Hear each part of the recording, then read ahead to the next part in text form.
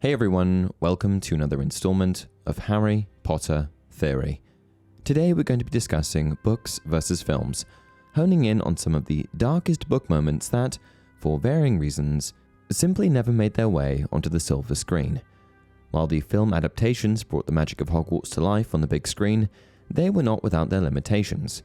In the process of adapting the complex and intricate world of the books into a more visually driven medium, certain dark and unsettling moments were omitted or altered, leaving fans with a somewhat diluted version of Rowling's original vision. These were moments so dark that, in the case of some, they had to be removed in order to keep the film's PG rating down. Today, we'll delve into these dark moments left out of the films, exploring the reasons behind their omissions and the impact of these changes on the overall story. This is a compilation-style video, but I've also included an additional Part 4. Anyway, without further ado, let's dive in.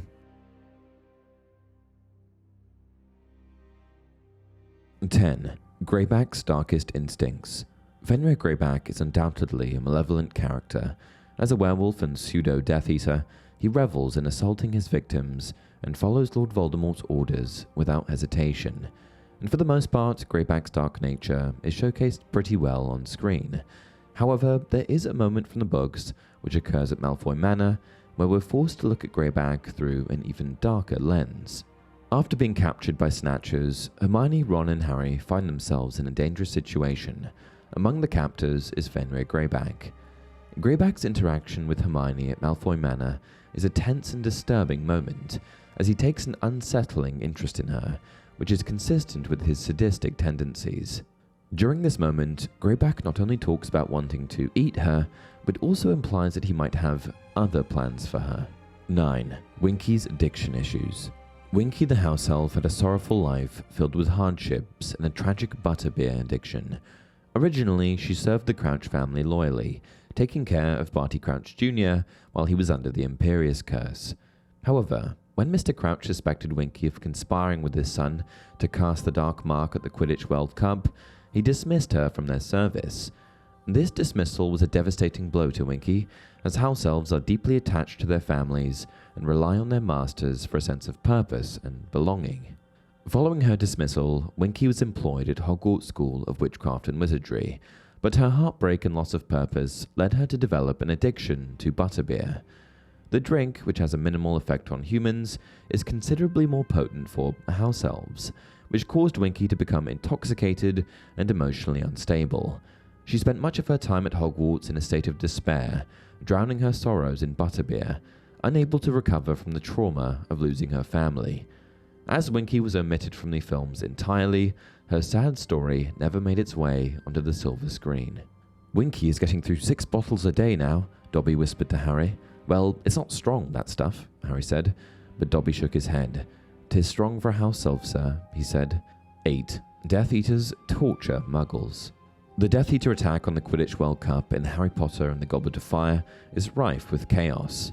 After a thrilling match between Ireland and Bulgaria, a group of Voldemort's followers launch a surprise assault on the campsite where wizards and witches are celebrating. During this attack, they cause chaos and destruction, terrorizing attendees.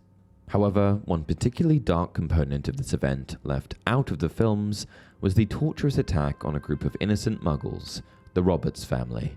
A crowd of wizards, tightly packed and moving together with wands pointing straight upward, was marching slowly across the field. Harry squinted at them. They didn't seem to have faces. Then he realized that their heads were hooded and their faces masked. High above them, floating along in midair, 4 struggling figures were being contorted into grotesque shapes. It was as though the masked wizards on the ground were puppeteers, and the people above them were marionettes operated by invisible strings that rose from the wands into the air. 2 of the figures were very small. 7. Neville's parents. Neville's parents aren't mentioned that often in the films, and they also sort of lead us to believe that they had been killed by Bellatrix. However, book readers will know that this is not the case. In the Order of the Phoenix, the trio run into Neville and his grandmother at St. Mungo's Hospital for Magical Maladies and Injuries. It's here that it's revealed that Neville's parents are in fact alive, but were just driven insane through Bellatrix's horrific torture. In heartbreaking fashion, Neville would go and visit his parents every Christmas to spend the day with them, despite them barely recognizing who he is. One of the most heartbreaking moments is when we witness Alice, Neville's mum, giving him a candy wrapper as a gift. She did not seem to want to speak, or perhaps she was not able to, but she made timid motions toward Neville, holding something in her outstretched hand. "Again?" said Mrs. Longbottom, sounding slightly wary. "Very well, Alice dear, very well. Neville, take it, whatever it is." But Neville had already stretched out his hand, into which his mother dropped an empty Drubel's blowing gum wrapper. "Very nice, dear," said Neville's grandmother in a falsely cheery voice, patting his mother on the shoulder. But Neville said quietly, "Thanks, Mum." 6. Tom Riddle killing his family. Over the course of The Half-Blood Prince, the true story of Tom Riddle unfolds, revealing his dark past and the murder of his family in Little Hangleton. Born to a Muggle father, Tom Riddle Sr., and a witch mother, Mary P. Gaunt, Tom Riddle grew up in an orphanage after his mother's death and his father's abandonment. As he discovered his magical abilities and heritage, he developed a deep hatred for his father and the Muggle side of his family. Upon learning about his family's location, Tom Riddle, now a Hogwarts student, visited Little Hangleton to confront his father and grandparents. In a cold-blooded act of revenge, he used the killing curse to murder them. The police had never read an odder report. A team of doctors had examined the bodies and had concluded that none of the Riddles had been poisoned, stabbed, shot, strangled, suffocated, or, as far as they could tell, harmed at all. In fact, the report continued, in a tone of unmistakable bewilderment, the Riddles all appeared to be in perfect health, apart from the fact that they were all dead. The doctors did note, as though determined to find something wrong with the bodies, that each of the Riddles had a look of terror upon his or her face. But as the frustrated police said, whoever heard of 3 people frightened to death? 5. Harry's change of heart. The first time Harry Potter tries to use Crucio, it's pretty ineffective. After Bellatrix Lestrange kills Sirius Black, Harry chases after Bellatrix and attempts to torture her with the infamous curse. However, the curse is largely ineffective due to the fact that Harry didn't really mean it. This scene is included in the films. Now, Harry wasn't an evil person, and he didn't derive any kind of joy from torturing people, which is why the curse didn't work. However, there is a moment in the books, omitted from the films, where Harry is able to use the curse effectively, revealing a darker side of Harry and what he was capable of after all that he had endured in the years prior. Harry pulled the cloak off himself, raised his wand and said, "You shouldn't have done that." As Amicus spun around, Harry shouted, "Crucio." The Death Eater was lifted off his feet. He writhed through the air like a drowning man, thrashing and howling in pain. And then, with a crunch and a shattering of glass, he smashed into the front of a bookcase and crumpled, insensible, to the floor.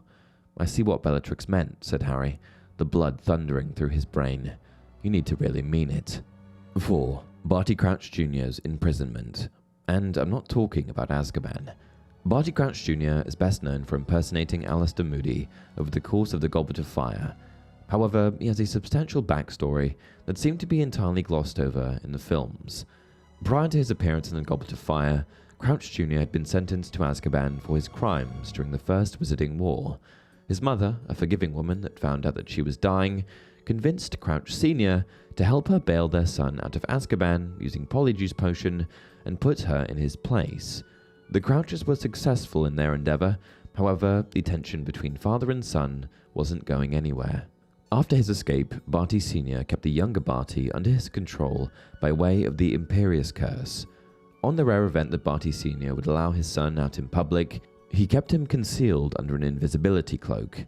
After being kept under lock and key for over a decade, Barty Jr. was basically insane at this point, and I think it's safe to assume that his mental state was likely a culmination of his father's neglect while growing up, the fact that he was put on trial and sentenced to life in prison by his own father, the time he spent in Azkaban under the depressing influence of the Dementors, and his father's mental imprisonment of him through the Imperious Curse. Barty Crouch Jr. was undoubtedly an evil wizard that deserved some level of imprisonment, but I think that his father keeping control of him via the Imperious Curse for a decade was simply a step too far. 3. Molly Weasley's Boget. In the Order of the Phoenix, we're given a glimpse into the deepest fears of Molly Weasley, the loving and fiercely protective matriarch of the Weasley family, through her encounter with a Boget. While cleaning number 12 Grimmauld Place, Molly Weasley comes face to face with a Boget, that transforms, one by one, into the lifeless bodies of her loved ones, revealing Molly's greatest fear, the death of her family members. The Boget cycles through several forms, including her husband Arthur, her children, Bill, Charlie, Percy, Fred, George, Ron, and Ginny, and even Harry Potter, whom she considers as one of her own. "No," Mrs. Weasley moaned. "No. Ridiculous, ridiculous, ridiculous." Crack, dead twins. Crack, dead Percy. Crack, dead Harry. "Mrs. Weasley, just get out of here," shouted Harry. This heartbreaking scene offers a deeper insight into Molly's character, showcasing her profound love and concern for her family's well-being. As a mother and wife during a time of great turmoil in the wizarding world, Molly is painfully aware of the dangers that her family faces. 2. Peter Pettigrew's death. In the 7th book, The Deathly Hallows, Pettigrew meets his end during the Battle of Malfoy Manor. This event takes place when Harry, Ron, and Hermione are captured and held prisoner in the cellar of the Malfoy family's estate. In the films, Pettigrew's fate is left very unclear, but in the books we're given a clear picture of his brutal death. The silver fingers slackened. Harry had not expected it.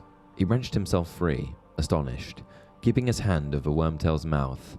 He saw the rat-like man's small watery eyes widen with fear and surprise.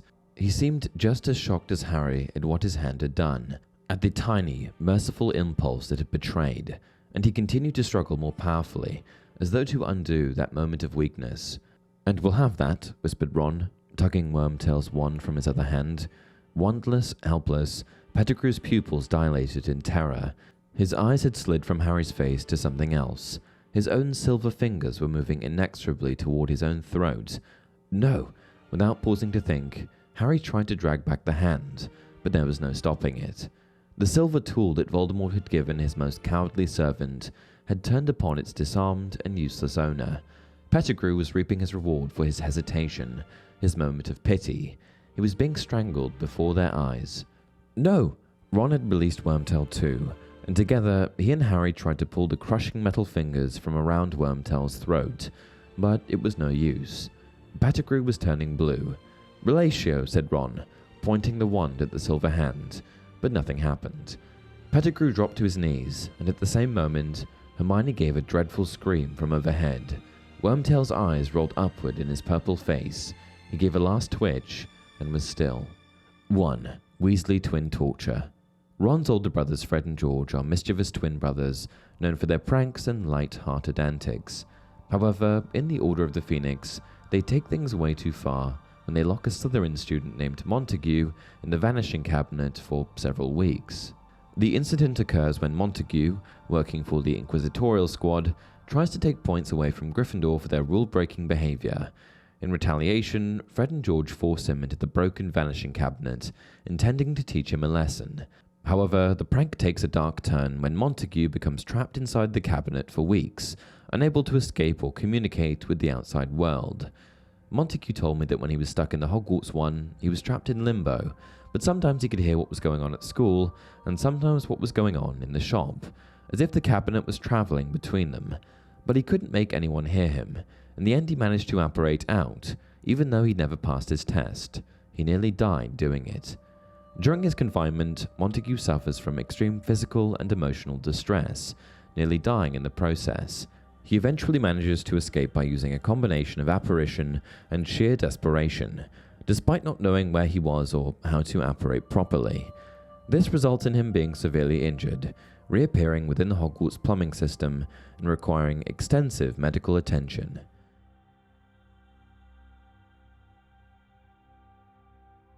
Bill Weasley's disfigurement.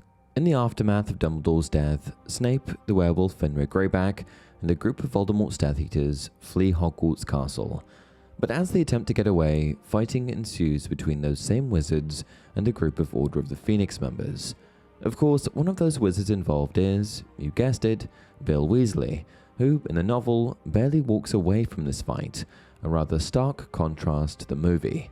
After being viciously attacked by the werewolf Fenrir Greyback, Bill's face is absolutely destroyed, to the point that his injuries are defined by Harry as being grotesque. As a relatively minor character in the movies, I guess it's no surprise that the film adaptation of The Half-Blood Prince didn't portray this much gorier detail. with Bill only sustaining a few rather insignificant scars on his face instead. In the movie, it's all rather glossed over, really. In the book, however, we're given all the gruesome details after Bill's encounter with Fenrir. Harry looked over Hermione's shoulder and saw an unrecognizable face lying on Bill's pillow, so badly slashed and ripped that he looked grotesque.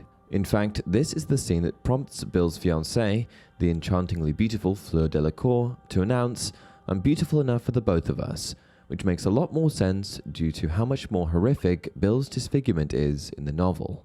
Barty Crouch Sr.'s murder. While it's true that we learn about Barty Crouch Sr.'s murder in the Goblet of Fire movie, the details surrounding his death are not all that clear. In fact, the audience only sees a glimpse of Barty Sr.'s lifeless body, without any further information other than the fact that the murderer is believed to be his son, Barty Crouch Jr. Compare this to the disturbing description we get of his murder, provided by Barty Crouch Jr. himself in the book.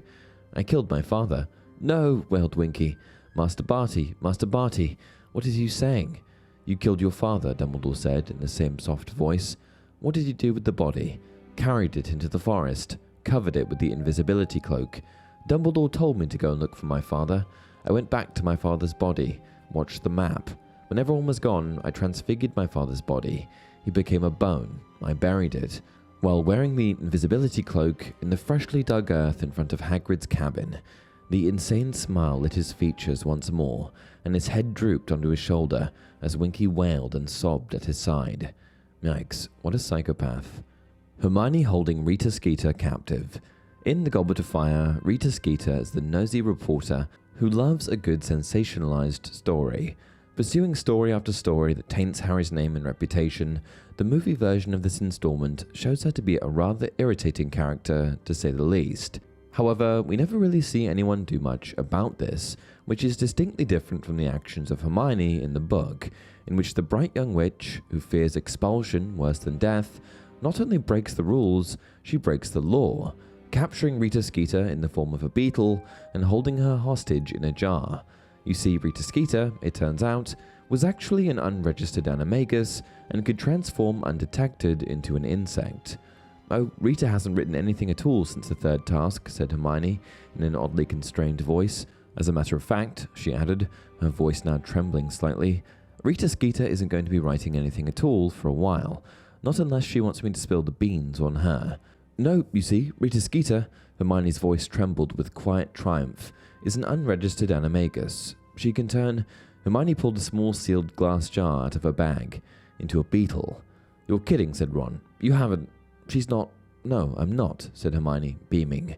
"I caught her on the windowsill in the hospital wing. Look very closely, and you'll notice the markings around her antenna are exactly like those foul glasses she wears." Hermione took the glass jar back from Ron and smiled at the beetle, which buzzed angrily against the glass. "I've told her I'll let her out when we get back to London," said Hermione. "I've put an unbreakable charm on the jar, you see, so she can't transform. And I've told her she's to keep her quill to herself for a whole year. See if she can't break the habit of writing horrible lies about people." What's most disturbing about this turn of events in the novel is what it reveals about Hermione's darker instincts, and the pleasure she gets from keeping Rita Skeeter held captive in a jar and preventing her from returning to her human form. Of course, she means to eventually let her out, but realistically, Rita could have died in there, and it all just seems a little unsettling to me. Voldemort setting Neville's head aflame. In the final movie of the series, we witness Neville become a hero several times over, with his ultimate act of bravery being when he stops Nagini, Voldemort's beloved pet snake and final Horcrux, from killing Ron and Hermione by beheading her with the Sword of Gryffindor. Sadly, in the film, the context of what happens here is completely lost. Where did Neville come from, and how in Merlin's beard did he get the sword? Well, for those of you who've read the book, you know that he actually pays quite the price to retrieve the Sword of Gryffindor. After standing up to Voldemort and rejecting his invitation to become a high-ranking Death Eater, Neville is made a spectacle by the Dark Lord, who not only paralyzes him, he sets his entire head on fire. He pointed his wand at Neville, who grew rigid and still, then forced the hat onto Neville's head, so that it slipped down below his eyes. Neville here is now going to demonstrate what happens to anyone foolish enough to continue to oppose me, said Voldemort, and with a flick of his wand, he caused the sorting hat to burst into flames. Screams split the dawn, and Neville was aflame, rooted to the spot, unable to move, and Harry could not bear it. The death of Bertha Jorkins. In the Goblet of Fire film, the Dark Lord learns about the upcoming Triwizard Tournament through Peter Pettigrew and Barty Crouch Jr. and devises his plan to capture Harry Potter from the information these two wizards provide. In the book, however, it's the character of Bertha Jorkins, who's completely removed from the plotlines of the film, who spills the details of the tournament and then pays the ultimate price for having that information, which tragically results in her utterly disturbing murder. After brutalizing her body and mind in order to break the memory charm that had been placed on her, Bertha was too damaged for the Dark Lord to possess, so instead he did what he was known to do when people lost their value to him. He murdered her. Helena Ravenclaw's full history. In the second installment of the Deathly Hallows, we learn that Hogwarts Ravenclaw ghost, the Grey Lady, is none other than founding member Rowena Ravenclaw's daughter, Helena Ravenclaw. And while Harry's encounter with Rowena is certainly a little spooky in the movie, it's nowhere near as dark as her full history that she shares with Harry in the novel. For in the book we get a far more extensive and much darker account of what happened to Helena after she stole her mother's diadem and ran away. Then my mother fell ill, fatally ill. In spite of my perfidy, she was desperate to see me one more time. She sent a man who had long loved me, though I spurned his advances, to find me. She knew that he wouldn't rest until he had done so. Harry waited. She drew a deep breath and threw back her head. He tracked me to the forest where I was hiding. When I refused to return with him, he became violent. The Baron was always a hot-tempered man, furious at my refusal, jealous of my freedom. He stabbed me. The Baron? Do you mean? The Bloody Baron, yes, said the Grey Lady, and she lifted aside the cloak she wore to reveal a single dark wound in her white chest. When he saw what he had done, he was overcome with remorse. He took the weapon that had claimed my life and used it to kill himself. All these centuries later, he wears his chains as an act of penitence, as he should, she added bitterly. Peeves the Poltergeist and his darker instincts. Peeves the Poltergeist was glaringly absent from the Harry Potter movies, and while much of his behavior would have added to the lighter side of the films, there are also many darker instincts within Peeves that were left out of the movies as a result. Throughout the books, Peeves typically played fairly harmless pranks on students and teachers alike, with Filch, the castle's caretaker, being a particularly favoured target. However, some of his practical jokes were a little more on the alarming side. For example, in The Order of the Phoenix, he gleefully chases Professor Umbridge off school grounds, as he beats her with both a walking stick and a sock full of chalk. Considering Umbridge literally tortured students during her time as the professor against the dark arts, I suppose this send-off wasn't all that unsettling. But then again, he didn't just save this type of behavior for sadistic teachers. In fact, there were more than one occasion in which Peeves was violent towards students, jeopardizing both their safety and their lives. During Harry's time at Hogwarts, one of Peeves' main targets was Neville Longbottom, forcing the boy to set his own pants on fire and dropping objects on his head as he tried to walk to class. Although always portrayed lightly, these acts were clear representations of Peeves' inclinations towards violence. His behavior in 1876 is yet another example of his violent nature, when the caretaker that year, rancorous Carp, attempted to capture Peeves. It did not go well at all, with Peeves escaping the trap and going on an epic rampage around the castle, firing off crossbows, guns, and a small cannon at students, which resulted in the school's 3-day evacuation. Dumbledore's dark past. In the films, we only briefly hear of Professor Dumbledore's dark past, with much of his relationship with Gellert Grindelwald and views as a young wizard left out. In the Deathly Hallows book, however, we hear firsthand from Dumbledore about his more disturbing behavior in his youth. In particular, he explains how he was incredibly arrogant, believing his talents to be wasted as his younger sister's guardian after the death of both his parents. While this is rather disappointing, it's not all that dark. His thoughts regarding Muggles, however, are. In a rather disturbing admission, Dumbledore acknowledges to Harry that as a young man, he believed that humans should be subjugated and ruled by witches and wizards, believing magical beings to be a superior race. Grindelwald. You cannot imagine how his ideas caught me, Harry, inflamed me. Muggles forced into subservience, we wizards triumphant, Grindelwald and I, the glorious young leaders of the revolution. Creature's Tale of Regulus Blacks' Death. There's a much more in-depth description of the death of Sirius Black's younger brother, Regulus, in the Deathly Hallows novel when compared to the films, with the Black family's house elf Creature explaining the dark details of exactly what happened to his former masters. In the book, the rather miserable house elf explains that, after pledging himself as a Death Eater at the age of just 16, Regulus inevitably had a change of heart and no longer wanted to serve the Dark Lord. Instead, after learning of Slytherin's locket, its role as a Horcrux, and Voldemort's hiding place for it, Regulus goes after it, intent on destroying it at any cost. Regulus ventures to the cave with Creature, drinks the potion, takes the locket, replacing it with a replica, and gives the real thing to Creature, ordering the house elf to return home without him. As you can imagine, Regulus does not survive this ordeal, and Creature last sees him being dragged underwater by the Inferi to his death, but not before he had left a note for Voldemort to find in the fake locket.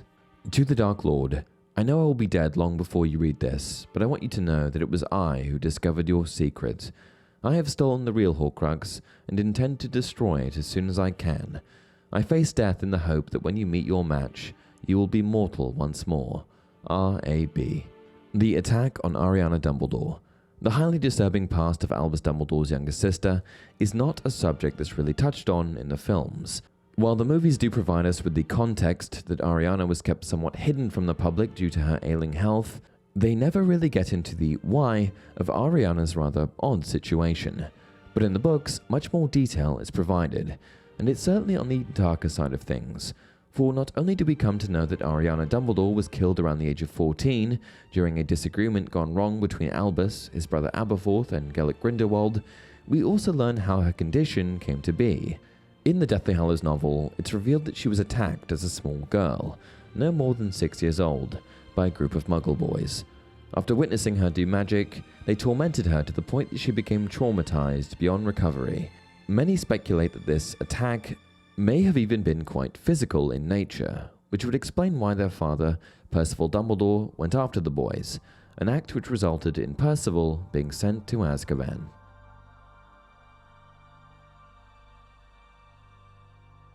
Harry hearing his parents screaming. Throughout the books, Harry has copious encounters with dementors, and one aspect of these encounters that's somewhat overlooked in the films is that when he's in their presence, he's being exposed to the screams of his dying parents. Expecto Patronum, Harry yelled. Expecto Patronum, expecto. But the classroom and the Dementor were dissolving. Harry was falling again through thick white fog, and his mother's voice was louder than ever, echoing inside his head. Not Harry, not Harry. Please, I'll do anything. Stand aside, girl. Harry!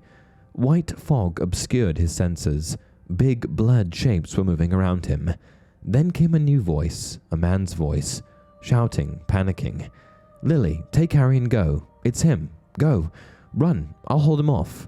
The sounds of someone stumbling from a room, a door bursting open, a cackle of high-pitched laughter. Harry, wake up. Though Harry also suffers in the presence of Dementors in the films, the specificity of the books makes these experiences that much darker.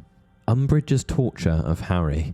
In the Order of the Phoenix, we see Umbridge take Hogwarts by storm, by first becoming a professor and later becoming headmistress. And it's during this same school year that she regularly abuses her power, particularly when it comes to student punishments, taking it upon herself to instate highly torturous forms of corporal punishment. The best example of this is when Umbridge gives Harry the Black Quill, a dark magical torture device. While using this quill, whatever the user writes is carved onto the back of their hand, and the blood from the word sliced into the hand is magically siphoned and used as an ink on the parchment. Harry does use this same quill in the films, but on only one occasion. It also feels as though his detention is relatively short-lived. The books expand on this further by emphasizing that Harry had many detentions lasting hours and hours, sometimes starting at 5 p.m. and lasting until well over midnight. He let out a gasp of pain. The words had appeared on the parchment in what appeared to be shining red ink. At the same time, the words had appeared on the back of Harry's right hand, cut into his skin as though traced there by a scalpel. Yet even as he stared at the shining cut, the skin healed over again, leaving the place where it had been slightly redder than before, but quite smooth. He looked back at the parchment, placed the quill upon it once more, wrote "I must not tell lies," and felt the searing pain on the back of his hand for a second time. Once again, the words had been cut into his skin. Once again, they healed over seconds later, and on it went. Again and again, Harry wrote the words on the parchment in what he soon came to realize was not ink, but his own blood. And again, the words were cut into the back of his hand, healed, and then reappeared the next time he set quill to parchment. Harry undergoes so much torturous punishment that he eventually develops a scar on his hand reading, "I must not tell lies." Harry's breaking point. Harry endures a lot over the course of the story, but it isn't always properly addressed in the films. The books do a much better job of this, and in one particular moment we witness Harry reach his absolute breaking point. During Harry's time at school, he personally witnesses the murder of a fellow student and friend.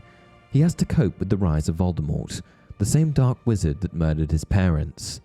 He has to go back to Privet Drive every summer and suffer the aftermath of his tragic years away at school, all by himself. Every attempt he makes to help with the brewing war is rejected or dismantled, and he's mocked and called a liar by the wizarding publication, The Daily Prophet. And these are only some of the things he has to deal with at the tender age of 15.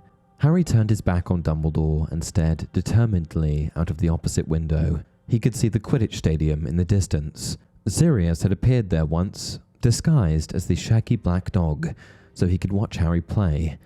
He had probably come to see whether Harry was as good as James had been. Harry had never asked him. "There is no shame in what you are feeling, Harry," said Dumbledore's voice.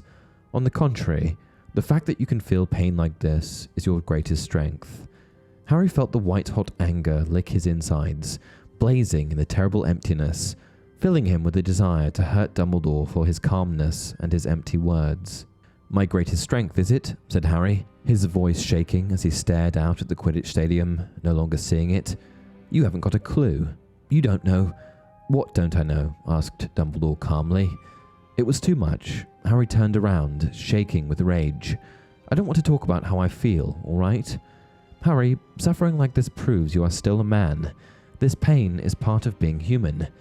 "Then I don't want to be human," Harry roared, and he seized one of the delicate silver instruments from the spindle-legged table beside him and flung it across the room. It shattered into 100 tiny pieces against the wall. Several of the pictures let out yells of anger and fright, and the portrait of Armando Tippett said, "Really?" "I don't care," Harry yelled at them, snatching up a lunoscope and throwing it into the fireplace. "I've had enough. I've seen enough. I want out. I want it to end. I don't care anymore." The films did a lot of things well, but the pain that Harry experiences in this moment is only appropriately encapsulated in the novels. Harry's ghostly realization. This next dark moment comes after the breakdown mentioned above, at the end of Order of the Phoenix. After a hell of a rough school year, Harry seems to find solace in the idea that he may one day be reunited with Sirius when he returns to the land of the living as a ghost. In this moment, Harry has a glimmer of hope in his heart for the first time in a while. However, he is later gently disabused by nearly headless Nick, who explains to Harry how the whole ghost thing actually works. After their exchange, Harry has to face the harsh reality that Sirius is well and truly gone. "Oh, very well," Nick said, looking resigned. "I can't pretend I haven't been expecting it." "Expecting what?" Harry asked. "You to come and find me," said Nick.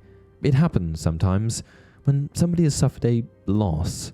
"Well," said Harry, refusing to be deflected, "you were right. I've come to find you." Nick said nothing. "It's," said Harry, who was finding this more awkward than he had anticipated. "It's just, you're dead, but you're still here, aren't you?" Nick sighed and continued to gaze out at the grounds. "That's right, isn't it?" Harry urged him. "You died, but I'm talking to you. You can walk around Hogwarts and everything, can't you?" "Yes," said nearly headless Nick quietly. "I can walk and talk, yes." "So you came back, didn't you?" said Harry urgently. "People can come back, right? As ghosts? They don't have to disappear completely." "Well," he added impatiently when Nick continued to say nothing, Nearly headless Nick hesitated, then said, "Not everyone can come back as a ghost." "What do you mean?" said Harry quickly. Only wizards." "Oh," said Harry, and he almost laughed with relief. "Well, that's okay then. The person I'm asking about is a wizard, so he can come back, right?" Nick turned away from the window and looked mournfully at Harry. "He won't come back." "Who?" "Sirius Black," said Nick. "But you did," said Harry angrily. "You came back. You're dead and you didn't disappear." "Wizards can leave an imprint of themselves upon the earth, to walk palely where their living selves once trod," said Nick miserably. "But very few wizards choose that path." "Why not?" said Harry. "Anyway, it doesn't matter. Sirius won't care if it's unusual. He'll come back. I know he will." "I was afraid of death," said Nick. "I chose to remain behind. I sometimes wonder whether I oughtn't to have. Well, that is neither here nor there. In fact, I am neither here nor there." This passage is doubly sad because it's clear that Nick has had to do this with generations of kids who have lost loved ones and felt certain that they will come back as ghosts, later feeling betrayed when they realize they haven't. Snape's death. Though Snape's death was shown in the Harry Potter movies, I'd argue that this moment felt much darker in the books. There were also a few aspects of his death that were lost when adapted to film. For starters, in the book it takes place in the Shrieking Shack, whereas in the movies it takes place in the Boathouse, an underground harbour located beneath Hogwarts. The snake's cage was rolling through the air, and before Snape could do anything more than yell, it had encased him, head and shoulders, and Voldemort spoke in Parseltongue. "Kill." There was a terrible scream. Harry saw Snape's face losing the little colour it had left. It whitened as his black eyes widened, as the snake's fangs pierced his neck, as he failed to push the enchanted cage off himself, as his knees gave way and he fell to the floor. As Voldemort believed Snape to be the master of the Elder Wand, his death was inevitable. And so, Voldemort makes quick work of Snape, ordering his pet Nagini to take care of business. However, due to some clever camera work in the films, we never actually see Nagini's fangs sinking into Snape's neck. In the film version, we also see Voldemort use some kind of slashing spell prior to Nagini attacking him. When Harry finally approaches Snape, he had blood flowing from his eyes, ears, nose, and mouth. He's gurgling his last breaths. It's also way more drawn out. In the books, we witness Snape plead with Voldemort. We truly felt for him. However, in the film, it felt as though it was all over in an instant. While the film felt dark, it didn't feel that dark. Ron getting attacked by brains. Deep within the Department of Mysteries, inside the Ministry of Magic, lies the Brain Room, a long rectangular room lit by low-hanging lamps, the highlight of which is a tank of oddly aggressive brains swimming in a green solution. Unfortunately, the Brain Room, Love Chamber, Space Chamber, and Time Room were omitted from the films. In the books, however, there is a moment where Ron, who happens to find himself inside of the Brain Room, summons one of the brains and nearly gets strangled to death. Ron, no! Harry did not know what would happen if Ron touched the tentacles of thought now flying behind the brain, but he was sure it would not be anything good. He darted forwards, but Ron had already caught the brain in his outstretched hands. The moment they made contact with his skin, the tentacles began wrapping themselves around Ron's arms like ropes. "Harry, look what's happened." No, I don't like it. No, stop. But the thin ribbons were spinning around Ron's chest now. He tugged and tore at them as the brain was pulled tight against him like an octopus's body. "Diffindo," yelled Harry, trying to sever the feelers wrapping themselves tightly around Ron before his eyes. But they would not break. Ron fell over, still thrashing against his bonds. What was particularly dark about this moment was that Ron's life was in danger, and no one was around to help him, distracted by the Dementors. Barty Crouch Jr.'s Dementor's Kiss. Barty Crouch Jr. was a seriously questionable individual. However, his actions in Wizarding Society should certainly not have waived his right to a fair trial and sentencing. After successfully impersonating Mad-Eye Moody for an entire school year, Barty Crouch Jr. is eventually found out, but does not receive any kind of a fair trial. "When we told Mr. Fudge that we'd caught the Death Eater responsible for tonight's event," said Snape in a low voice, "he seemed to feel his personal safety was in question. He insisted on summoning a dementor to accompany him into the castle. He brought it up to the office where Barty Crouch—" "I told him you would not agree, Dumbledore," McGonagall fumed. "I told him you would never allow dementors to set foot inside the castle, but—" "My dear woman," roared Fudge, who likewise looked angrier than Harry had ever seen him. "As Minister of Magic, it is my decision whether I wish to bring protection with me when interviewing a possibly dangerous—" But Professor McGonagall's voice drowned Fudge's. "The moment that thing entered the room," she screamed, pointing at Fudge, trembling all over, "it swooped down on Crouch and... Harry felt a chill in his stomach as Professor McGonagall struggled to find the words to describe what had happened. He did not need her to finish her sentence. He knew what the Dementor must have done. It had administered its fatal kiss to Barty Crouch. In this moment, Cornelius Fudge abuses his power as minister and exposes Barty Crouch Jr. to a fate worse than death. Harry wishes he was with his parents. In the Deathly Hallows, there is a particularly sad moment where Harry visits the graves of his parents. This happens in both the books and films. However, the books did a much better job of setting the scene, and are able to more accurately highlight the range of emotions that Harry is enduring in this moment. In the books, there is a particularly dark moment where it's revealed that Harry wishes he was buried in the snow with his parents. But they were not living, thought Harry. They were gone. The empty words could not disguise the fact that his parents' mouldering remains lay beneath snow and stone, indifferent, unknowing, and tears came before he could stop them, boiling hot, then instantly freezing on his face. And what was the point in wiping them off, or pretending? He let them fall, his lips pressed hard together, looking down at the thick snow hiding from his eyes, the place where the last of Lily and James lay. Bones now, surely, or dust, not knowing or caring that their living son stood so near, his heart still beating, alive because of their sacrifice, and close to wishing, at this moment, that he was sleeping under the snow with them. Umbridges Centaur encounter. In the Order of the Phoenix, Dolores Umbridge is tricked into accompanying Harry and Hermione into the woods, where they run into a herd of centaurs. Almost immediately, Umbridge unwisely insults them, telling them that they are creatures of near-human intelligence and filthy half-breeds. As a result, the centaurs get angry, grab her, and carry her off. Over the plunging, many-coloured backs and heads of the centaurs, Harry saw Umbridge being borne away through the trees by Bane, still screaming non-stop. Her voice grew fainter and fainter until they could no longer hear it over the trampling of hooves surrounding them. And while this does occur in both the books and films, only the books address the aftermath. After being taken away and held captive by the centaurs for an undetermined amount of time, Dumbledore ends up trekking off into the forest to save her. Professor Umbridge was lying in a bed opposite them, gazing up at the ceiling. Since she had returned to the castle, she had not, as far as any of them knew, uttered a single word. Nobody really knew what was wrong with her, either.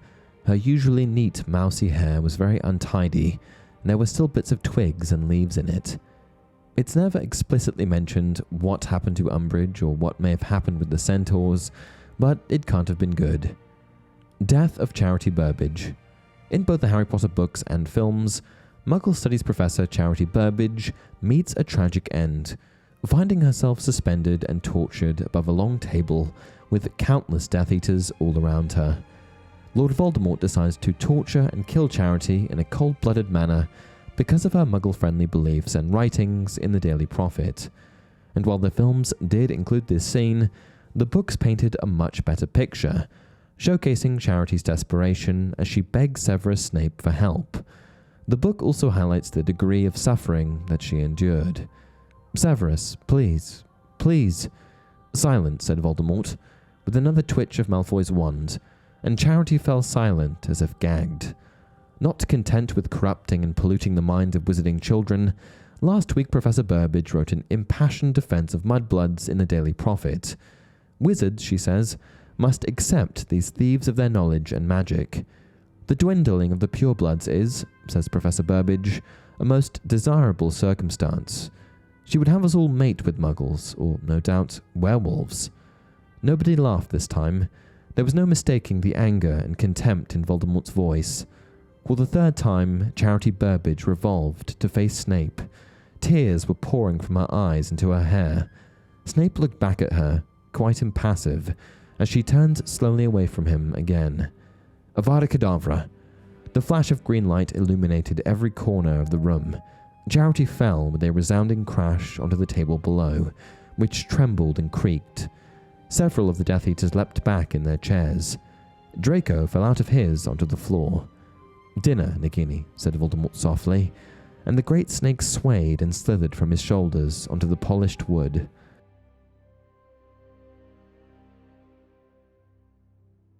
Batilda's house. The scene at Batilda Bagshot's house, featured in Chapter 17 of the final book, is featured in the films. However, I would argue that the books paint a much more grim picture of what it was like inside. Thick dust crunched beneath their feet, and Harry's nose detected, underneath the dank and mildewed smell, something worse, like meat gone bad. In this scene, Harry, Ron and Hermione travel to Godric's Hollow, seeking information about the location of one of Voldemort's Horcruxes. Once they arrive, they encounter who they believe to be Batilda Bagshot, who subsequently leads them to her home. However, upon their arrival, they are horrified to discover that Batilda had been murdered, and that her body had been inhabited and reanimated by Lord Voldemort's most trusted servant, Nagini. The description of Batilda's body is extremely graphic, with her body writhing and slithering in a grotesque and unnatural manner. Her eyes were thick with cataracts and sunken into folds of transparent skin, and her whole face was dotted with broken veins and liver spots. The odor of old age, of dust, of unwashed clothes and stale food intensified as she unwound a moth-eaten black shawl, revealing a head of scant white hair through which the scalp showed clearly. Bellatrix torturing Hermione. The scene in the Deathly Hallows where Bellatrix Lestrange tortures Hermione Granger at Malfoy Manor is indeed one of the darkest and most harrowing moments in the entire Harry Potter series. It occurs after Hermione, Ron and Harry are captured and brought to Malfoy Manor by Death Eaters. And while yes, this scene also occurs in the film, one very fun fact is that this scene had to be shortened in order to keep the movie under an R rating. Apparently, this scene was much longer in the first cut, but had to be cropped. In this scene, Bellatrix uses the Cruciatus Curse to torture Hermione, causing her excruciating pain, while Ron and Harry are forced to listen helplessly. The agony endured by Hermione, coupled with the feelings of powerlessness experienced by Ron and Harry, creates a deeply unsettling and emotionally charged atmosphere. It's also way more drawn out than in the film, with Hermione screaming and writhing in pain on numerous occasions. Hermione was screaming again. The sound went through Harry like physical pain.